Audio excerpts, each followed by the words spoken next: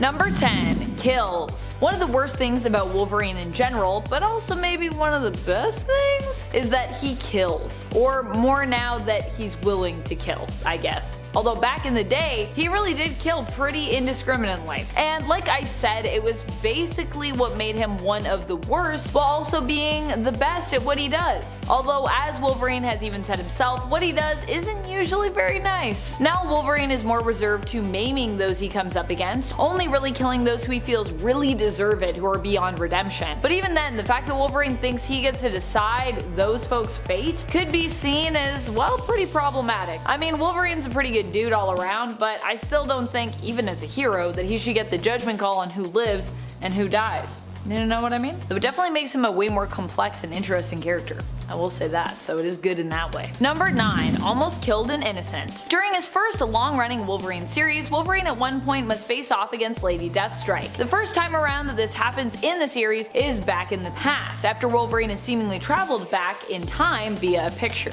It makes a lot more sense if you read the story, but it's basically what happens. While attempting to escape Lady Deathstrike and defeat the German World War II soldiers who have infiltrated the part of Spain Wolverine is in, he and the rebels are faced with the decision of what to do with a young prisoner who has seen too much and could cause them to be captured if he's forced to talk. Prisoner's name is Jamie, by the way. I didn't write that down, but I know that, just in case you're wondering. One of the options on the table is to simply take out the prisoner Jamie, but because of his age, Wolverine ultimately helps to let the boy go and set him free. However, for a small moment there, it is implied that Wolverine has basically made the other choice and decided to kill the prisoner rather than let him walk free, with a promise that he won't tell anyone what he has seen or heard about where the rebels are headed. It's a very shocking moment where you're like, wait, did that just happen? Don't worry, it didn't happen. Oh, it only almost happened. The notion was entertained, and that I think is still pretty bad. Number 8. Relationship with Squirrel Girl. Wolverine's relationship with Squirrel Girl, as was established in New Avengers,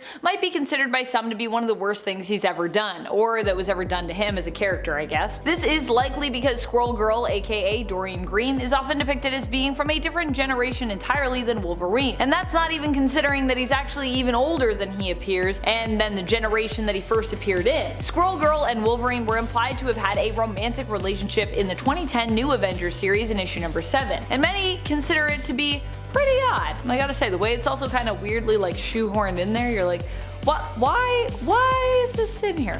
What purpose narratively does this really give us? And friends, before we move on to this next spot, if you are loving this list and you want more lists about Wolverine, then be sure to let us know by giving this video a thumbs up. Goodness knows he's done a lot of bad things. Even Wolverine would say that though. He'd be like, I got a lot of things in my closet. I got a lot of skeletons in my closet, bub. Number 7. Killed Jean Grey. Wolverine has done this on multiple occasions, and in one instance, kinda killed Jean on repeat, stuck on a loop of death after she refused to stay dead thanks to the resurrection powers of the Phoenix Force. Initially, Wolverine killed Jean out of mercy to save her from a gruesome death, burning up as they were in a space shuttle that was rapidly getting closer and closer to the sun. However, this death was actually quite helpful, as it allowed Jean to at least regenerate, unlocking her full potential as the Phoenix, which meant that she could actually then save them, so yay! And surprisingly, she also wasn't even mad about Wolverine killing her. Bonus! I'd be pretty mad, to be honest. I'd be like, wow, you just killed me. That's pretty shady, man. But I guess when you're like, but you unlocked my full potential, it's like, well, alright. Shortly thereafter, Jean would be killed permanently by Magneto, but years later would return again, only to have Wolverine, afraid of the potential of Dark Phoenix, along with the rest of the X-Men, kill her on repeat for a while by stabbing her through with his claws until he realized this wasn't exactly having the same effect that he'd hoped, as the Phoenix Force basically just kept rezzing Jean, so it doesn't always work out. Still, that's a lot of Jean deaths. That is, I think, at least 9 Jean deaths total. I think 8 stabbies the one time, 1 stabby the other time. A lot of deaths. A lot of deaths without any actual death, actually, now that I think about it. Number 6. Got even with the Punisher. So the Punisher has done some pretty heinous things to Wolverine over the years in their ongoing fight for who can be the most edgy. This has less to do with Wolverine and Punisher feuding within the comics, and more to do with shots being fired between a few of their passionate writers, Wolverine's Frank Thierry and Punisher's Garth Ennis. Now granted, Thierry has also written a few Punisher titles in his time, although I don't think Ennis has ever written a Wolverine titled book, at least not as far as I know, which is surprising to me. But anyways, I digress. In Terry's 2003 issue of Wolverine, issue 186, Terry ended up aiming to get revenge on the Punisher for what Garth Ennis had him do in 2002 during his Marvel Knights run on Punisher in issue number 17. Ennis had Punisher brutally attack and maim Wolverine, basically, even going so far as to steamroll him, and some other things, which I don't know if I can even say on YouTube, but they were bad. To get revenge, Terry had Wolverine imply the Punisher was gay. Doesn't sound so bad until you read it and you see how it's presented, with Logan implying the Punisher is basically lesser or less of a man or a hero because of his possible sexual orientation. Yikes. Maybe don't do that. Maybe don't write that. It's unfortunate because now that's also on Wolverine as a character. Eek. Number 5. Actually killed innocents. Other than Jamie, who Wolverine seemingly almost had killed but then ultimately did not have killed, and the countless other baddies that Wolverine has faced and defeated over the years, there are also other youngsters that Wolverine has been forced to take down. One of the worst moments where Wolverine has been forced to eliminate a youth happens actually outside of the main continuity in the Ultimate Universe, the reality of Earth 1610. Here, Wolverine is sent on a mission to do the X-Men's dirty work by taking out a young mutant who threatens the very rights mutants are basically fighting for. The sad part, really isn't this kid's fault. His mutant power simply manifested without him knowing and caused him to accidentally vaporize the entire residents of his town, including seemingly his high school crush or his girlfriend or sweetheart and his parents. So really feels pretty bad, and you're like, wow, Wolverine, really, wow, that's what you're doing? But he's like, hey, I gotta protect the mutants or something by killing a mutant or something. Seems a little shady, the reasoning there. Number 4. Became Apocalypse. Of course, this one also did not happen in the main continuity, but hey, it still happened, so it still counts. This all went down in Age of Apocalypse, where Wolverine, here known as Weapon X, would fight against Apocalypse for most of his life. At one point, he was part of Magneto's X-Men, but would leave them to rescue Jean Grey, his love, and later his wife, and fight alongside her against Apocalypse in their own way. Eventually, however, Jean was believed to have been killed and Weapon X would become a recluse, only to find out years later that she was actually alive. Dun dun dun. When the Celestials returned to Earth following the death of Apocalypse, James Howlett offered himself to the Celestials in order to prevent the destruction of Earth. However, this caused him to become the very villain he had hated the most, as the Celestials used tech to modify him, giving him great power but basically warping his mind, and causing him to become Apocalypse's heir, known as Weapon Omega. He was basically just like, evolution is what it's all about, baby. People were like, but don't you see? You're Apocalypse now. And he's like, but it's different. I'm trying to save people by killing people. Wait a minute, maybe you're right. Number 3. Killed the Mongrels. These last few spots are definitely all competitors for the number 1 spot on this list in my opinion. This one is especially bad because the Mongrels were actually Wolverine's children, although he didn't know it at the time that he was forced to fight them. They were rounded up by his known son with Itsu, Daken. Daken was working with the Red Right Hand, a group who had a personal vendetta against Wolverine. Daken created the team known as the Mongrels, not even really to defeat Wolverine, despite Daken having trained them himself. It was kind of like a win-win situation for him.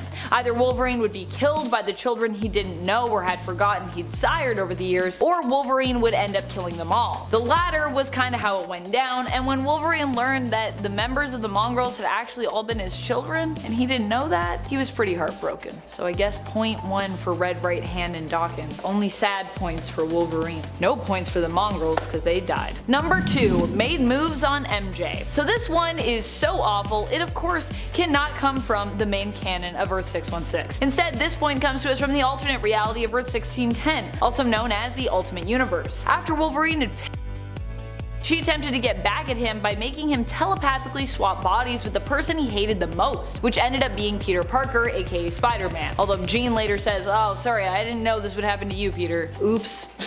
But anyways. While swapped, both heroes struggle to deal with the everyday while occupying each other's bodies. However, Wolverine still manages to find some time to put some moves on MJ. Well, they don't seal the deal. This is really messed up because Mary Jane at this point in time is a teenager and she didn't even know that Peter and Logan had swapped bodies, so she thought that it was just Peter looking for some action instead of the super old at this point thanks to his healing factor, X-Men hero Wolverine. Although not a very heroic moment here, Wolverine. What you doing? Don't do that. Number 1. Kill Daken. I think one of the worst things you can do as a parent is to kill those you're supposed to be looking out for and taking care of and protecting, even if your son happens to be the often villainous Daken, now commonly referred to by his actual birth/human name, Akihiro. At one point, Wolverine was forced to put down Akihiro during a fight. Akihiro had held a grudge against his old man for years, having been trained by Romulus to hate Logan after being stolen from his mother's womb and raised by Romulus. For years, Wolverine thought his son was dead, not knowing to come searching for Akihiro. But Akihiro was raised to believe he was basically abandoned, and he also grew up in a household where people didn't like him because he was half Japanese and half Canadian, so that was another issue. Thanks to some plotting from the devious and diabolical mind of Victor Creed, aka Wolverine's nemesis Sabretooth, Wolverine was forced into a death match with Daken, a match that ended with Wolverine killing Akihiro, drowning him in a puddle, while sadly thinking of what could have been had Akihiro been given a chance at a semi-normal life, being raised by Wolverine and of course his now deceased mother Itsu. What would it have been like if their life had been happy? We'll never know because he gets drowned in a puddle. But don't worry, Akihiro is alive and well now, so it all fixed itself. And now he and Wolverine are on great terms, so never mind, I guess. Number 10. Deadpool has a breakthrough. A breakthrough. Get it? You will. There have been a few times that Wolverine has shamed and embarrassed Deadpool, especially in combat. One such time, Deadpool was actually the one looking for a fight, and so Wolverine decided to oblige him. But he didn't just do that, he also gave him some pretty witty retorts as well. You see, Deadpool was made to believe that fighting Wolverine would help resolve some issues he has with his own past. And while Wolverine not only schooled him in combat, but also wisdom, at one point Deadpool asks Logan to dig deeper. Not knowing at the time what Wade is talking about at all, Wolverine responds with that deep enough murk as he stabs him through with his claws. Wolverine has always had some of the best mid-combat speeches and retorts. He also might have the mutant power of being able to leap and give you a whole speech during that one leap. Number 9. Namor gets beat in his own domain. Surprisingly, Wolverine has seemingly held his own against Namor more than once in the comics. One such time was when the two duked it out in Civil War. Their fight goes down in Wolverine's tie-in issues, mainly being featured in issue 45. Here, not only does Wolverine prove himself on land, but also in the sea, breaking into Atlantis and Namor's palace, and even managing to hold his own in combat against Namor's guards, fighting underwater. And Wolverine isn't usually the best at fighting underwater.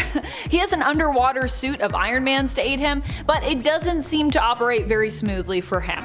Despite this, he gets a few good hits in at Namor, punching him back for a joke that he made when he thought Wolverine was Iron Man about keeping Wolverine on a tighter leash. Yikes. In the end, Wolverine also proves himself to Namor, and despite their disagreement over who should get custody of the criminal Nitro, Namor meets him later at a bar to give Wolverine the information that he was looking for, which I think is pretty nice. And friends, before we move on to this next spot, if you are loving this list and you want to hear about more embarrassing moments that Wolverine has doled out, be sure to head on over to Facebook and click that like, because we are going to be putting up more content over there, and there'll be lots of good stuff for you in regards to Wolverine and other heroes. Number 8. Emma Frost's dirty secrets revealed. Dirty secrets. Actually, it's not that dirty. It's not that dirty of a secret in my mind, but you know. In this moment, it appeared to be, I guess, kind of dirty.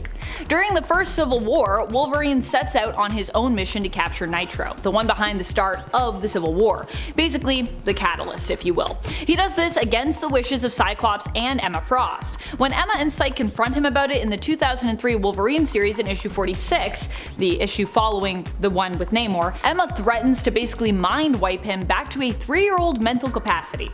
Wolverine responds by putting Emma in her place by 1, reminding her that the psi shields Professor X gave him protects him against her powers, and 2, by revealing that he knows she and Tony Stark, aka Iron Man, used to, team up. Well, Emma seems pretty shocked that Wolverine knows about this and is pretty embarrassed that he outed this previous relationship of hers to Scott. Her reaction is also interesting, as it's also during Civil War I, I believe, that she discloses that Scott does know of their relationship, of her relationship with Tony in the past, in a different comic. Although, you know, maybe this happened after that, but I do believe the issue where Emma brings it up is Civil War issue number 3, and I think that was released before this issue. But maybe the continuity in canon is different than the release order. Or I just found a continuity error, and that's what that is.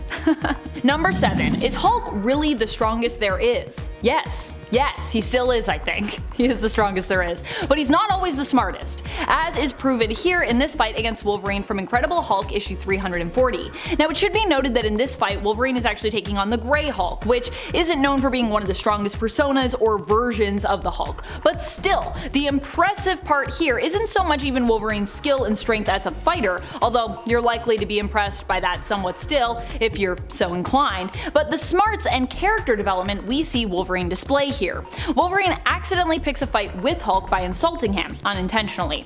Hulk responds by attempting to attack Wolverine, who manages to get the first slash and kind of dodge in successfully, but then decides to take the higher road and actually chooses to apologize to the Hulk, not wanting to fight him and attempting to fight against his own internal animalistic desire and instincts to do so. When Hulk refuses to let him go and says, "I've gotten smarter and you've gotten gutless," Wolverine replied with, "Knowing when to fight and when to walk away is more smarts than you'll ever have." Yeah, I like that. Such a good Wolverine line to Hulk. Like, I'm just like, whoo! Ouch, you're gonna need some ice for that burn, Hulk. Number 6. Cable and Bishop both get bested. I can't even believe that this happened. Cable is considered an Omega level mutant, and yet Wolverine was still able to take him down. And for reference, Wolverine is considered beta level when it comes to his abilities and his control over them more specifically. At least I think he's still considered beta level. He's definitely not Omega level, I'll tell you that much. Granted, Wolverine did have some help here from Bishop and does at least choose to spare Cable during their fight as part of the Executioner song story. You see, he thinks that Cable is actually the one they're looking for, but really it's his evil twin Strife. Wolverine isn't quite ready to kill him dead though, not knowing about Strife, but he does have a small amount of doubt that stays in his head. So he's like, I'm just gonna hold off, because even though I think it's you, we don't know for sure. You're making me doubt it.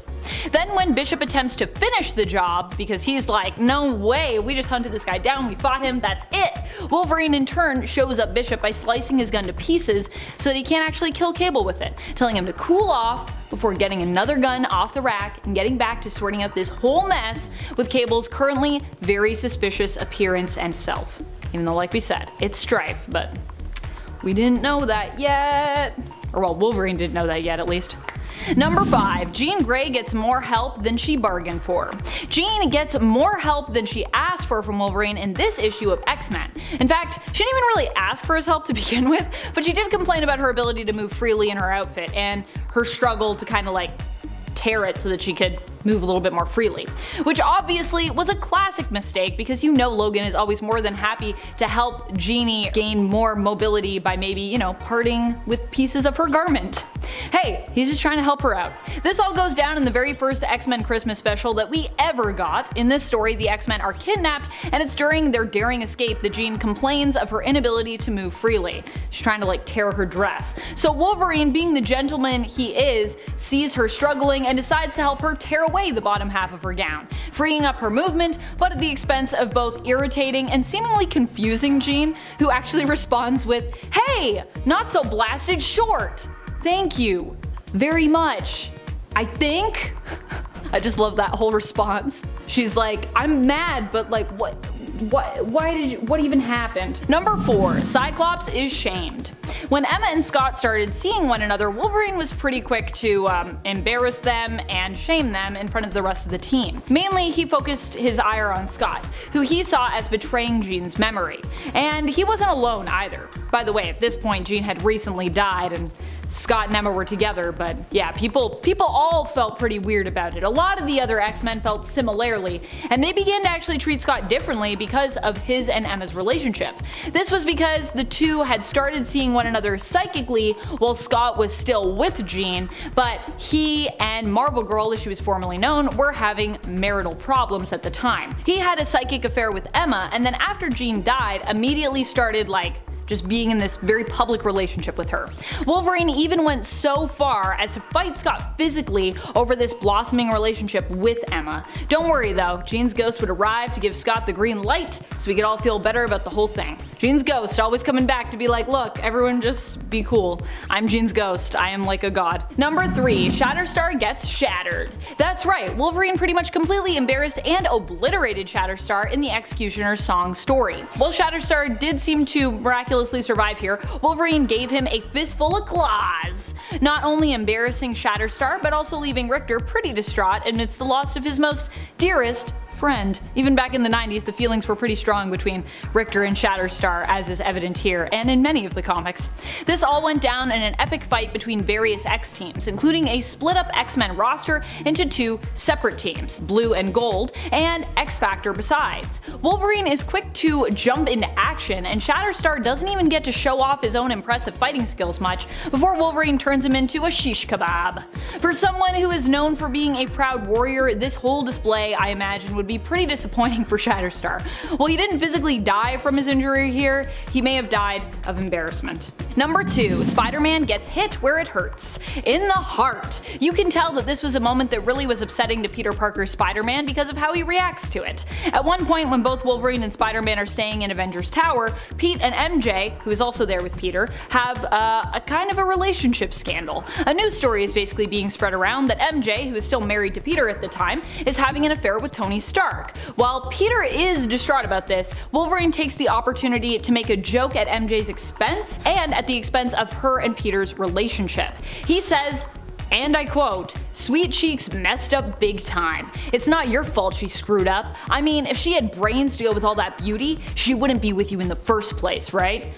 Ouch! Peter of course reacts by pushing Wolverine so hard that he goes flying through and out of a ceiling to floor window in the high-rise that was supposed to be made of unbreakable glass. So you can tell that one probably cut real deep for Peter. Whew. Number 1. The X-Force are defeated. The defeat of Shatterstar was just the beginning for the X-Force, unfortunately, in Executioner's Song. Shortly thereafter, they would also be tracked down by Wolverine and taken out primarily by him and Psylocke, forced to surrender to the Blue X-Men and X-Factor teams. And they were backed into a corner fairly easily, I gotta say, with Wolverine choosing to hunt them down and citing it as one of the things he is best known for, which obviously here he proves he is best known for it. He's pretty good at hunting people down.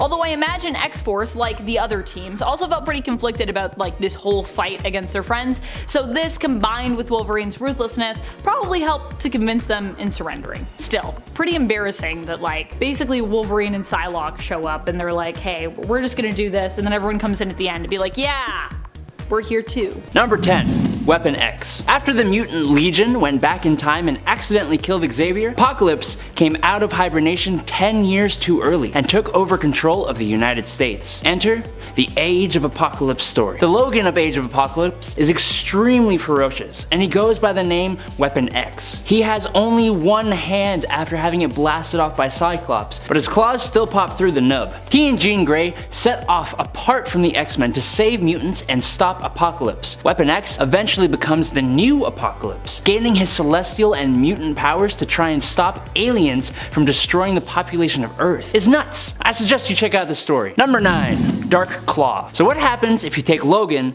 and you take Bruce Wayne and just mash them up together? Do some quick maths and you'll find you get Logan Wayne. This awesome character is from the Amalgam universe of Earth 9602. After he saw the murder of his parents, Logan went to live with his uncle up in Alberta, Canada, who was then de-lifed by poachers. He then went to kick it with some nuns and then joined up with the Canadian Air Force. At some point, he joined the Weapon X program and learned of his mutation and gained his claws alongside Creed H. Quinn, who would become a Wolverine Joker hybrid named Hyena. Logan Wayne would go back to New Gotham City, where he decided to avenge his parents and uncle's deaths by donning the costume and name of Dark Claw. Number 8. Feral Wolverine. Imagine you had an adamantium coating on your skeleton, and then one day a guy who controls metal comes along and rips it all out of your body. Think you'd go a little crazy?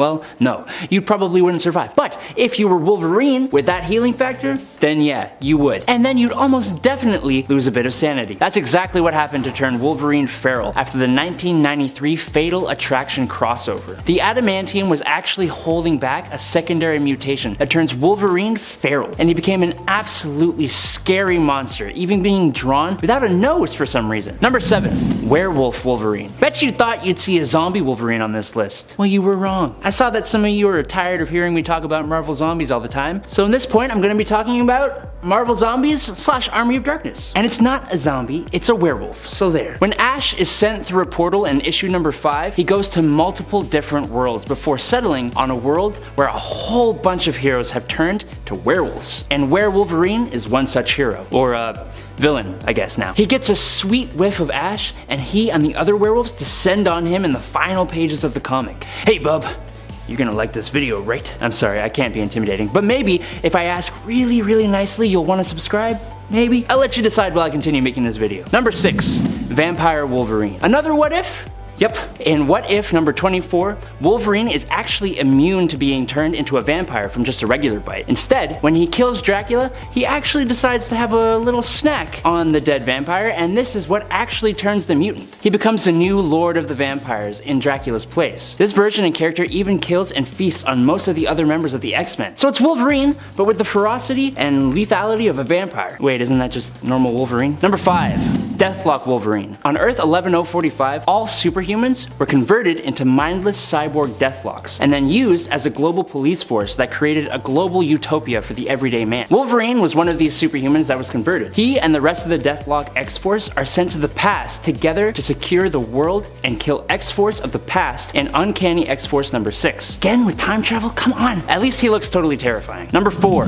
Pac Logan. Yes, it's another feral version of the character. This time at least, he isn't completely alone. Joining him in his animalistic state are Sabretooth and Wildchild. The three roam the wilds of the Canadian wilderness as a pack. While living in the wild and barely wearing any clothes, they aren't completely mindless. They actually recruit some of the other mutants to go to the Weapon X facility and discover their dark past. That is, until they totally lose control and kill everyone. Yeah, maybe they are mindless. Number 3, Weapon H. What do you get when you combine Wolverine and the Hulk? An absolute monster of a character. In Totally Awesome Hulk number 21, we're introduced to Clayton Cortez, a former Marine who was subjected to Weapon X Batch H division, which primarily tried to create Hulk-Wolverine hybrid cyborgs. Clayton became H-Alpha. He had an adamantium skeleton, a healing factor, and claws just like Wolverine, but the ability to change from human form to his Hulk-like form that gave him near limitless super strength and other Hulk abilities. He is an absolute beast, and his creator says that he can defeat nearly everyone on the planet, which I believe. Number 2, Venom Old Man Logan. Thank the Lord for the Venomverse. It's home to some of the best alternate versions of comic book characters. For example, one Venom is the continuation of the Old Man story that has Logan get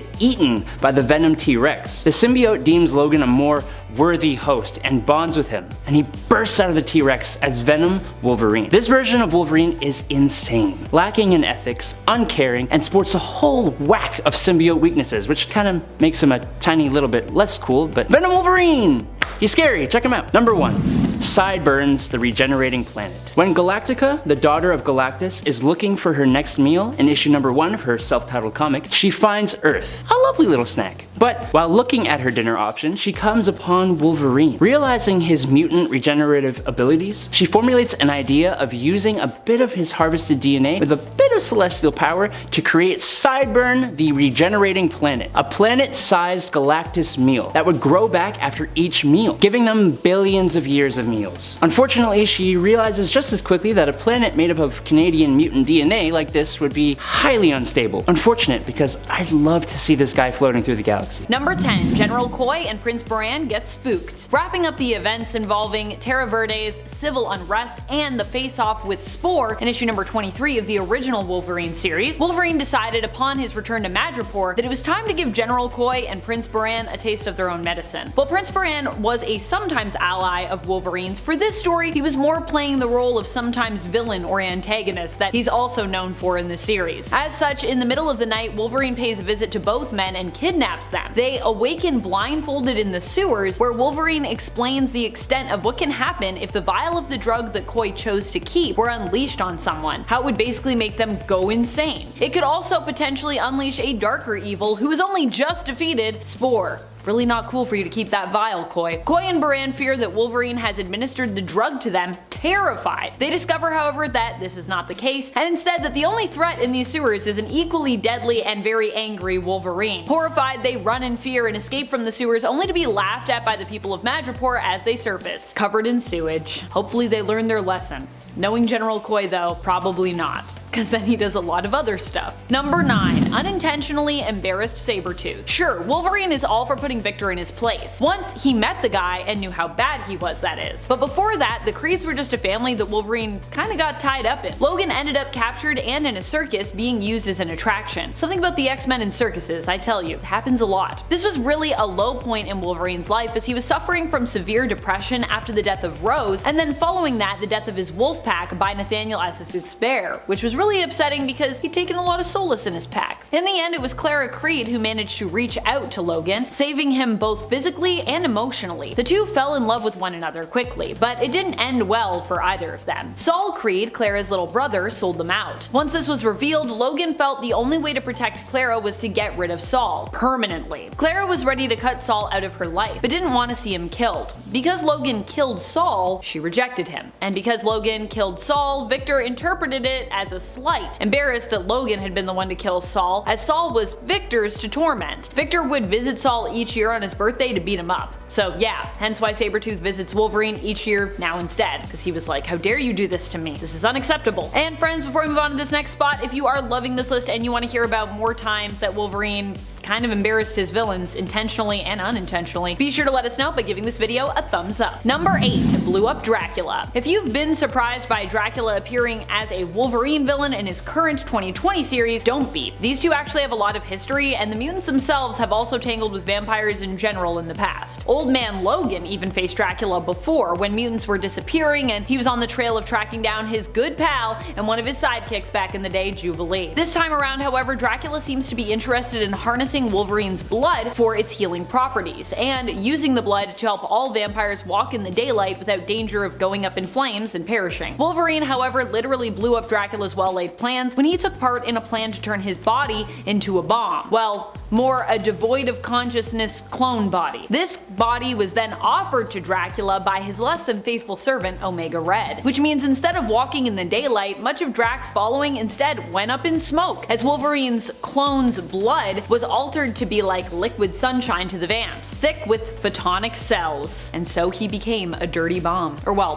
his clone became a dirty bomb. Number 7. Avon Calling. Not necessarily a great super villain of Wolverine's per se, but in issue number 30 of the original Wolverine series, Wolverine managed to embarrass a whole team of Madripoorian militia and palace guards when he was dealing with the masterminds behind the Lazarus Project. As he and his allies aim to infiltrate the palace and confront General Coy, Broker, not to be confused with the Power Broker, and Dr. Page, Wolverine walks right up to the guard, and when he asks who goes there, answers, Avon Calling. Wolverine can be nonchalant and make jokes here because he's got Karma on his team. Rather than respond with an attack, Karma basically takes hold of the guard's mind and then has him take them into the palace under the guise of his prisoners. Of course, this ruse doesn't last for too long, but it does last long enough to get them into the palace at least, and to basically where they need to go. Number 6. Ruined Merchant's Auction. When Wolverine donned his patch disguise to return once more to Madripoor, it was quickly revealed to him that everyone kinda already knew who he was. And while he had come to save a former teammate from being auctioned off as a weapon, he himself ended up on the auctioning block. But although the merchant saw his presence as an opportunity, in the end he realized his mistake, as Wolverine didn't just get away with Maverick as intended, but pretty much ruined his whole auction and Merchant's whole catalog besides. You can check out how badly Wolverine ruined this party by checking out issues number 9 and 10 of the 2020 Wolverine series. Number 5. Resistance effected the change. Wolverine's healing factor doesn't just protect him from severe injuries, it also protects him against supernatural related monster rules, such as how they dictate transformations. And if he does end up getting affected by said rules, the change is typically only temporary for him. Eventually, his healing factor will basically cure him. Case in point, when Old Man Logan faced off with Dracula during his hunt for Jubilee. Dracula managed to attack Wolverine and even bite him in this second volume of Old Man Logan, but the joke was on Drac. Wolverine's healing factor protected him from giving into vampirism, and we learned that he was immune to said bite and its effects. Sorry, Dracula. In the end, Wolverine came out on top, managing to later on decapitate Dracula. Obviously, he came back, but for the Prince of Darkness, King of Lies, Lord of the Undead, this was a pretty embarrassing defeat. Especially as he bit him and then he was like, yes, this didn't work, but that's fine. I'm sure it's taking all of your healing factor to fight off the vampirism. I don't know if it was actually taking all of his healing factor. He did look a little rough, but I feel like Wolverine was like, yeah, sure, bub, all of my healing factor. Number 4, bad karaoke for Maverick and Merchant. Later on in the current Wolverine series, Maverick would take a job from Merchant, deciding in the end to work with him despite Merchant attempting to auction him off previously, and thereby putting Maverick in the crosshairs of Wolverine. With the two at odds fighting over information stored on a Krakoan bug, Wolverine in the end decided to let Maverick think he stole that bug back from him and his friend CIA agent Jeff Bannister, only for Maverick to learn later while handing it over to Merchant that the bug was actually wiped clean and the information on it replaced with tons of Johnny Cash karaoke, likely taken from performances at the Green Lagoon's karaoke night. Oh boy.